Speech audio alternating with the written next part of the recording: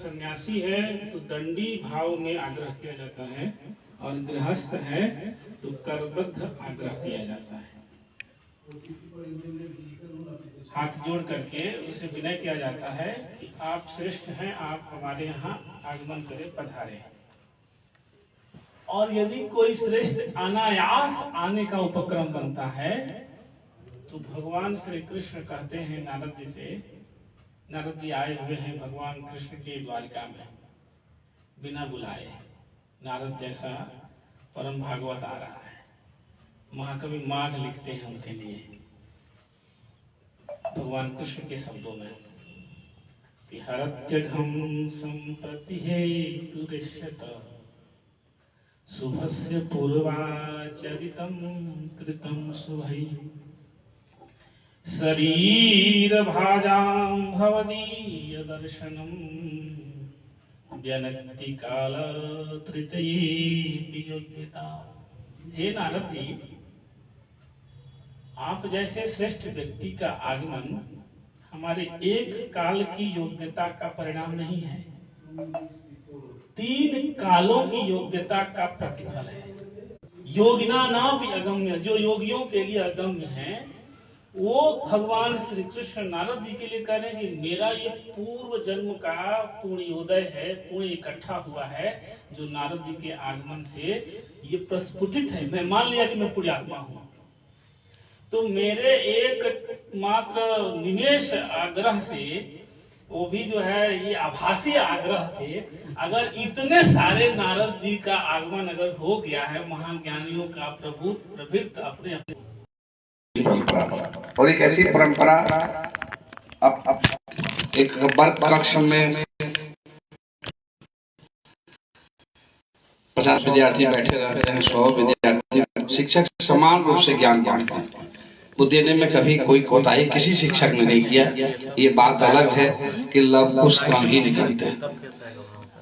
ऐसे लवकुश के रूप में जाके प्रसिद्धि पाए हुए डॉक्टर परशुराम तिवारी जी की इच्छा हुई कि हमारे गुरु जी आ रहे हैं, और जब गुरु जी आवे तो 2 काम एक साथ हो जाए, बैद्यनाथ का दर्शन पूजन हो, और जब लौटे तो यहाँ पर एक सम्मान के साथ उनको लगे कि नहीं उनके छात्र यहाँ हैं, और जब भी यहाँ आवे तो इस हर्ष के साथ आवे। और एक गुरु का सीना यूं ही फूल जाता है, या अपनी प्रतिष्ठा गुरु गौरवान्वित महसूस करता है, जब उसका छात्र अपने से आत्मनिर्भर होकर दूसरे को छाया देने लगता है। और शायद इसी के संस्कृत में वो पंक्ति है, सेवितव्यो महावृक्ष फल छाया समन्वितः यदि देवाल फलम नास्ति छाया के अनिवार्य। निसंदेह इस छाया के रूप में बहुत संक्षिप्त कार्यक्रम के तहत ये आयोजन हुआ है, और इस आयोजन का पर्पस ये है कि ये जो शाश्वत अतिथि के रूप में वर्तमान में भी यहाँ उपस्थित है श्री घनश्याम तिवारी जी, और मुख्य अतिथि के रूप में श्री राजकिशोर तिवारी जी, ये दोनों ही पूजनीय गुरु जी के वंदना में ये गोष्ठी आज का ये आयोजन हुआ है, जिसका आयोजन राष्ट्रीय सांस्कृतिक संस्था शब्द बीना के मंच पर है। ये शब्द बीना एक ऐसा परिवार धीरे धीरे बढ़ रहा है इस झारखंड प्रदेश में, और इसकी अध्यक्षता है डॉक्टर रश्मि प्रियदर्शनी जी, जो काफी शिद्दत के साथ साहित्य सेवा में लगी हुई हैं। और हम डॉक्टर साहब से आग्रह करेंगे कि अतिथियों का माल्यार्पण और रंग वस्त्र देकर इस कार्यक्रम को पहले शुरुआत किया जाए, क्योंकि हम लोग ने शुरू से ही पढ़ा और पढ़ाए भी आते हैं, गुरुर् ब्रह्मा गुरुर् विष्णु गुरु देवो महेश्वर गुरु साक्षात परम धर्म तस्मै श्री गुरुवे नमः। अखंड मंडलाकारम व्याप्तम येन चराचरम तद पदम दर्शितम येनो तस्मै श्री गुरुवे नमः। और गुरु के प्रति यह जो हमारा भाव है वो बचपन से ही हम लोगों को मिला। रामचरितमानस में कहते हैं कि सर्वप्रथम वंदना करते हुए कहा कि प्रातः काल उठी के रघुनाथा, और मातु पिता गुरु ना वही माता। और हम समझते हैं माता पिता और गुरु के चरणों में जिसका ध्यान चला गया, फिर उसके बाद कहीं किसी चरण बंदन और चरण पूजन की आवश्यकता नहीं रहती है। तो हम इसी भाव से, इसी यश की कामना से कि गुरु जी हमने आपसे ही पाया और आपको ही त्वदीयम वस्तु गोविंदम तुभमेव समर्पयामि। जोरदार करताल तालियों से स्वागत। माल्यार्पण करते हुए छात्र, और इसीलिए हम कहते हैं कि शिक्षक जब क्लास में जाए तो यह सोचे कि शिक्षक जो छात्र वर्ग के जो अंतिम पंक्ति में बैठा हुआ छात्र है वह हो न हो कभी वो समाज के अग्रिम पंक्ति में भी बैठ सकता है, और वैसे समय में शिक्षकों का मान सम्मान और बढ़ जाता है जब वो उसका छात्र सफल हो जाता है। और इसीलिए कहते हैं कि छात्र की उन्नति ही शिक्षक की वास्तविक प्रगति है। अगर शिक्षक अगर अपने आप को उन्नतशील समझते हैं तो अपने छात्र को उन्नति के पथ पर ले जाएंगे। फोटो भी तो लाइव चल रहा है, हम सोचे लाइट आएगा तो उसमें फिर से एक बार करवा दें। अब कहते हैं कि गीता प्रेस गोरखपुर से एक किताब निकलती है, ये आशा की नई किरण। आइए राजकमल जी, इस बीच में राजकमल जी आ गए हैं, इनका भी स्वागत है। आशा की नई किरण में एक बड़ी अच्छी बातें लिखी है, और वो किताबें हम हर हमेशा कहते हैं कि अगर कभी मौका लगे तो वो किताबें जरूर लीजिए। पहले ही पेज में लिखा है कि चिंता आप उसी के लिए करें जो आपके बस में हो। तो हमारे बस में यही है कि कार्यक्रम को आगे बढ़ाते रहें। अब इसी क्रम में परशुराम जी अपने दूसरे गुरु को माल्यार्पण करेंगे, और श्री राजकिशोर तिवारी, श्री घनश्याम तिवारी जी शाश्वत अतिथि हैं, राजकिशोर तिवारी जी मुख्य अतिथि के रूप में हैं।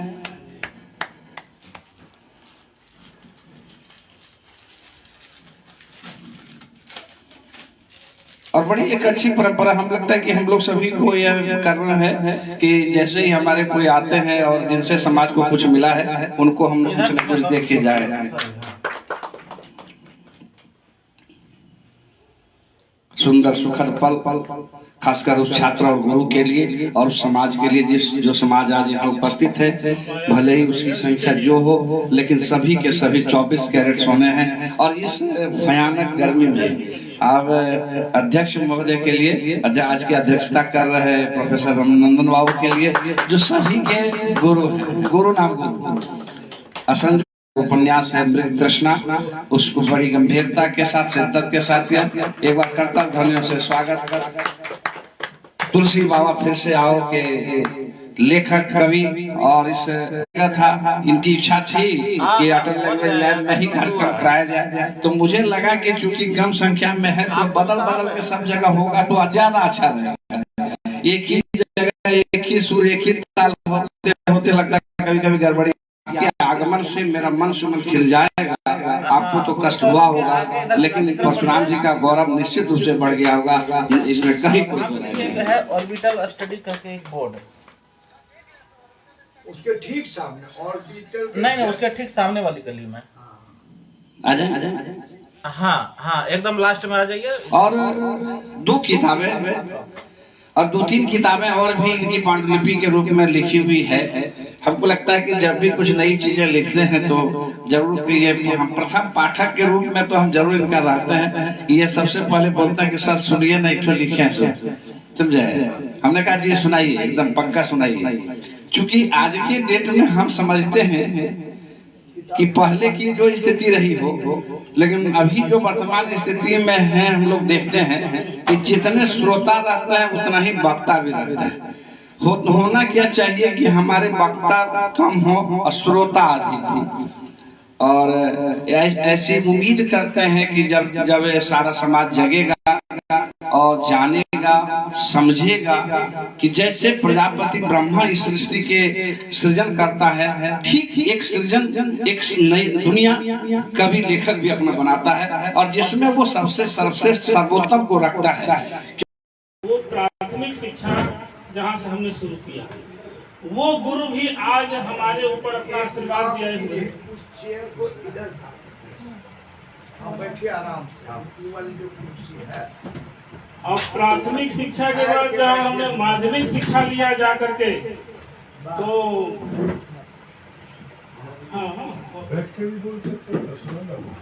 नहीं ठीक है।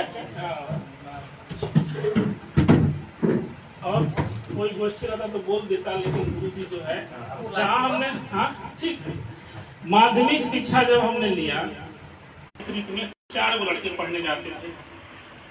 अभिज्ञान शाकुंतलम गुरु जी और शुद्रक वर्णन जो है ऑफलाइन नहीं कादम्बरी का वो ग्रंथ जो है। अब ये था कि कैसे इतने लोगों में हम अब नया 11वीं कक्षा का संस्कृत, तो अपनी जो है ग्लानि मिटाने के लिए हम उस अभिज्ञान शाकुंतलम की पूरी किताब याद करते हैं। 22 श्लोक थे, उसके 22 श्लोक याद करेंगे। और फिर गुरु जी को कहेंगे आप कुछ भी पूछिए। अब ये पूछे देखे तो ये कहे कि अब लग रहा है कि इसको हमें ध्यान देना चाहिए। जब तक जी अच्छा या सृष्टि सृष्टुराद्या वहति विधिभूतम या पविवीर्या च होत्री ये दैत्यारं विधत्तः सुति विषय गुणा या स्थिता व्याप्य विश्वम् या माहु सर्वबीज प्रकृतिरिति यया प्राणिनः प्राणवन्तः प्रत्यक्षाः प्रपन्नावतु अष्टाधीरिषः ईशः।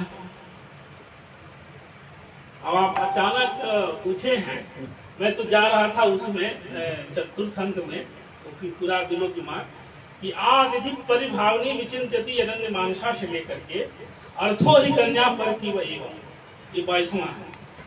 दुर्वासा के शाप से शुरू होकर के और कर्म ऋषि के जो है विचिंता कि अब हमारा जो है जो भार था वो समाप्त हो गया, क्योंकि अर्थो ही कन्या पर की वह एवं तामत संप्रेष्य परिग्रहीत जादो ममायम विशद प्रकामम प्रत्यार्पितन्या शिवांतरात्मा। जहां दुर्वासा का शाप होता है कि आदि परिभावनी विचिंतति अनन्य मानसा तपोधनम वेद सिनेमापस्थितम स्मृति त्वां न सपोदितोपि सन् कथाम प्रमत्तः प्रथमं कृतावेन। शाप से शुरू होकर के और जा करके आराम से जब हम निश्चिंत हो गए पर समाप्त होता था। तो गुरु जी ने क्या किया ना, जैसे होता है ना, गुरु शब्द का अर्थ है गुरु मने अंधकार और रूप ने प्रकाश। गुरु तो गुरु जी के गुरु जी थे जो सेवानिवृत्त हो गए थे कॉलेज से, स्वर्गीय डॉक्टर ब्रजभूषण त्रिपाठी, वो नहीं है। वो कहे कि तुम हमारा नाम बताना, हमने उनसे पढ़ा है, गुरु जी ने कहा। और वो रिटायर हो गए लेकिन तुमको पढ़ाएंगे हम। तो अब तुम 12वीं और 11वीं में तो हमको कुछ समझ में नहीं आया, 12वीं से हमने समझना शुरू किया, तब तक साथ छूटा और कहे कि तुम वहां चले जाओ। वो गुरु जी जो है, जो नहीं है, उन्होंने जो है जो भी उल्टा सीधा अल्पाक्षर ज्ञान हुआ उनसे सीखे, लेकिन हमने अपने गुरुओं को छोड़ा नहीं। मेरा ये रहा कि अगर जीवन में अगर मैं भी शिक्षक बनूंगा, क्योंकि मुझे भी थोड़ा सा संन्यास वाला कुछ था। हमारे मित्र थे सन्यासी हो गए, ब्रह्मचारी सन्यासी, वो भी यहाँ आए थे, सर जानते हैं। वो ब्रह्मचारी सन्यासी और शुद्ध सन्यासी हैं। 4 आश्रम का खाता उनके नाम है, लेकिन सब कुछ छोड़ के वृंदावन में वास कर रहे हैं। आश्रम में उनके गुरु जी के ऊपर पूरे तिथि पर भागवत आदि होता है, लेकिन वो आते नहीं है। पैसा जो है ATM दे करके निश्चिंत रहते हैं, कभी फोन कुछ नहीं रखते। लोग खोजते खोजते उनके पास जाते हैं। तो उनकी कुछ सानिध्य के कारण हमें भी लगा कि सब भौतिक जीवन की पढ़ाई नहीं करनी है अपना, लेकिन जैसा भी हो पढ़ाई उनकी शिक्षा हुई। तो गुरु जी से बहुत ज्यादा हम टच में तो नहीं रहते हैं, गांव चूंकि जाना कम होता है, बनारस से ही यहाँ के बीच में रह जाते हैं, लेकिन जब भी गांव जाते हैं तो कोशिश करते हैं कि आपके पास जाए। और ये हमारा उद्देश्य यही है कि जैसे भी हो, हमें अपने पुरातन को, प्राचीनता को, अपने गुरु परंपरा को, अपने इंडियन नॉलेज सिस्टम को सजोना होगा, सहेजना होगा। और ये सब कार्यक्रम माध्यम बनेंगे। मात पिता गुरु नाम माथा, ये तभी सार्थक होगा जब हम लोग बीच बीच में इसको जीवित करके और व्यवहारिक जीवन में उतारें। उसी क्रम में ये कार्यक्रम जो है गुरु जी की एक बार बना था, टिकट बना हुआ कैंसिल हो गया। तो हम कहे कि लग रहा है बैद्यनाथ जी कुछ न कुछ चाह रहे हैं। फिर हम बैद्यनाथ जी से हम आग्रह किए कि ऐसा मत करिए। एक तो हमारे गुरुओं को, एक तो गुरु तो उठा ले गए सेवानिवृत्ति के बाद, सबसे ज्यादा उन्हीं खलती है, क्योंकि वास्तव में जो थोड़ा बहुत हमारे अंदर है वो उनकी कृपा है, क्योंकि उनका हाथ गुरु जी ने पकड़ाया था। तो मैं बहुत समय नहीं लूंगा, पर पहली बार आप लोग आए इसलिए समय ले भी रहा हूं। अपने घर में लोग कहते हैं सब शेर होता है, तो हम थोड़ा सा समय ले रहे हैं आपके सामने। तो मैं इन्हीं शब्दों के साथ वाणी को विराम, अब पुनः सबको बहुत बहुत धन्यवाद। लेकिन एक मिनट करके मैं संबंध में 2 शब्द कहूँगा कि उस समय जो हम गांव में पढ़ते थे तो मिट्टी का दिया का समय था, दिया और ये लालटेन का, मैंने एक लालटेन घर में बहुत है। 1992-94 की 56-96 की बात है। अभी लालटेन किसी घर में तो ढिबरी हुआ करता था। तो सर के यहाँ सर कोटा भी चलता था, तो मिट्टी का तेल वगैरह। तो हम लड़के से और मित्रता ज्यादा इसलिए गाड़ रखे थे कि थोड़ा मिट्टी का तेल ज्यादा मिल जाएगा। ये बात मैं खोल रहा हूँ, है ना। तो इसका ये होता था कि जब देते थे तेल तो नहीं बढ़ा के देते थे, लेकिन कभी कभी लड़के को बैठा देते थे, संदीप को। तो वो जो है जो मानक था 3 लीटर 4 लीटर, उसके बाद भी वो बिना पैसे का फ्री में। तो मैं जो है आके घर कहता था कि हमको तेल अलग, मिट्टी का तेल अलग से दीजिए, ये आपके घर वाला तेल नहीं है, हमारा साक्षी दिया है। ये बात ये भी नहीं जानते हैं, वो भी तो वो जानता है कि हमने दिया है। तो जो है अभी बात हमारी वीडियो कॉल पे हुई है उनके लड़के से भी। तो जो है ये रहा कि हमारी पढ़ाई में लोग कहते हैं ना मित्रों का योगदान, तो मित्रों का भी योगदान रहा। पर यही रहा कि जो रहा आपके सामने रहा, और बस हाथ फैलाना नहीं है, भगवान के आगे फैलाते हैं और उन्हीं के सामने फैलाते फैलाते सब दे दिए जो हमें चाहिए। यम यम चिंतते कामम तम तम प्राप्नोति निश्चितम परम ऐश्वर्यम अतुलम प्राप्स्यति भूतलितम। तो निश्चित रूप से ज्ञानी नाम चेतांसी देवी भगवती ही सा बलादा कृष्ण मोहाय महामाया परीक्षित। तो महामाया भगवती ने, परा अम्बा जगदम्बा और भगवान वैद्यनाथ ने, शिव ने सब कुछ दिया। इन्हीं शब्दों के साथ कहने को तो बहुत कुछ है, ज्यादा नहीं, वाणी को विराम। बहुत बहुत धन्यवाद। बहुत समझ प्रार्थी, जहाँ कहीं कुछ त्रुटियां होंगी। सब कुछ सार्वजनिक रूप से आपने रख दिया, और सही में कहते हैं कि किए हुए उपकार को मानना यही तो कृतज्ञता है, और यही भारतीय संस्कार संस्कृति का बीज बिंदु भी है। हम अगर अपने माता पिता को याद रखेंगे कि किस प्रकार से हमारी परवरिश की गई है, निसंदेह हम कभी नहीं गड़बड़ाएंगे। तो चलिए पुनः एक बार आप दोनों अतिथियों का, गुरुदेव का, इस पावन धरा पर, इस गुरु की भूमि पर, नटराज की नगरी में, साहित्य की नगरी में, सांस्कृतिक राजधानी की इस नगरी में, देवघर में साहित्य को सींचने वाले पुजारियों के बीच एक बार हृदय से आप दोनों का नमन वंदन और अभिनंदन कहते हैं। मोक्ष मूलम गुरु निसंदेह, धर्म अर्थ काम और मोक्ष को अगर एक साथ कोई साध सकता है तो वो गुरु ही है। और इसीलिए हमारी संस्कृति जो स्थान गुरु को दिया गया वो स्थान भगवान को भी नहीं मिला। तभी कहते हैं गुरु गोविंद दो खड़े काके लागू पाए, बलिहारी गुरु आप हो जिन गोविंद दियो बताए। तो गोविंद से बढ़कर जिसको स्थान दिया गया, ऐसे गुरु के पावन चरणों में कोटि कोटि वंदन करते हुए हम अनिल से आग्रह करेंगे कि आज के इस पुस्तक पर चर्चा जाके कृष्ण उपन्यास पर अपने बीच वक्तव्य को रखेंगे। एक बार जोरदार तालियों से स्वागत। ऐसे व्यक्ति जिनके सानिध्य में देवघर में साहित्य सांस्कृतिक गोष्ठी चलती रहती है। धन्यवाद। और सबसे पहले तो आदरणीय अध्यक्ष महोदय की अनुमति से एवं गुरुद्वय को प्रणाम करते हुए बीज वक्तव्य का दायित्व तय किया गया, लेकिन तैयारी भी मतलब यूं कहिए कि मैंने पुस्तक मेला में ही खरीदी, लेकिन प्राथमिकता में ये कहीं पीछे थी। परशुराम जी का आदेश हुआ कि आपको ही बोलना है, और विशेषकर एक ऐसे समय और एक ऐसे काल को हम जी रहे हैं जहां खुद को स्थापित करना एक संघर्ष का काम है। स्वीकृति सबसे पहले अपने घर में मिलती है अगर आपको बदनाम करना हो तो। यानी घर में अगर आप अपने बेटे को चोर कहना शुरू कर दिया तो आप निश्चित जानिए कि वो बाहर का चोर होगा। लेकिन अगर बाहर वाला खूब बड़ाई करेगा तब शायद कहीं जाके उस बेटे को एक अच्छा बेटा उसका बाप मानता है।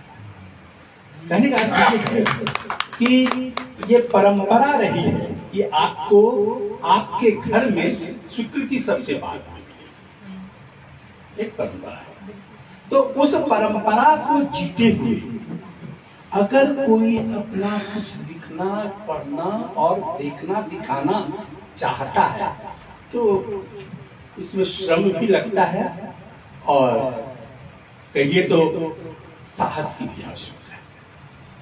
तो खैर इस साहस का परिचय परशुराम जी ने दे दिया और यूं कहिए कि जो पौधा हमें दिखाना है उसके लिए पूरी तैयारी कर दी गई, जमीन जोत दिया गया, अब बीज डालना है। हम सीधे आते हैं पुस्तक पर। शीर्षक विचार तो हम बाद में करें। सबसे पहले आप लोगों को याद होगा एक गाना कहता है जो कर सारा जवाना आधी हकीकत आधा। अगर आप पूरी की पूरी हकीकत, पूरा का पूरा यथार्थ या पूरा का पूरा सत्य लिख दे रहे हैं तो आप पत्रकार हैं, साहित्यकार हैं। आपको साहित्यकार होने के लिए उस यथार्थ का कुछ अंश लेना होगा और कल्पना की नमी से उसे सींचना होगा। फिर जो लोई तैयार होगी उसे गढ़ना होगा और उस गढ़े हुए रूप को ही कोई नाम देना। हम सब जानते हैं कि उपन्यास एक लंबी कहानी है। उस कहानी का अपना कथानक है। कथानक का विस्तार परिवेश और परिस्थिति के अनुरूप चरित्रों के माध्यम से होता है। चरित्र का आकलन हम उसके कथन उपकथन से करते हैं और इन सारी प्रक्रिया में लेखक का या कहानीकार का, उपन्यासकार का एक लक्ष्य, एक उद्देश्य छिपा हुआ है। अब आज के समय में एक तत्व और हम उस पर जोड़ते हैं क्योंकि इसका संकट है, उसका प्रभाव क्या पड़ता है, पाठक पर उसका प्रभाव क्या पड़ता है। और सच कहा जाए तो आज के समय में लेखन का पाठकीय प्रभाव का ही संकट है। लिखा तो खूब जा रहा है, छपता भी बहुत है, लोग पढ़ते भी हैं, लेकिन कहीं न कहीं प्रभाव उत्पादकता में कमी आता है। परिणाम कुछ और होता है। वैसे साहित्य में मठ की परंपरा तो है और हम लोग देवघर में मठ तो बना नहीं पाए हैं, इसलिए ये नहीं कह सकते कि यह अमुक मठ का व्यक्ति है और इसका साहित्य उम्दा है। हाँ, साहित्य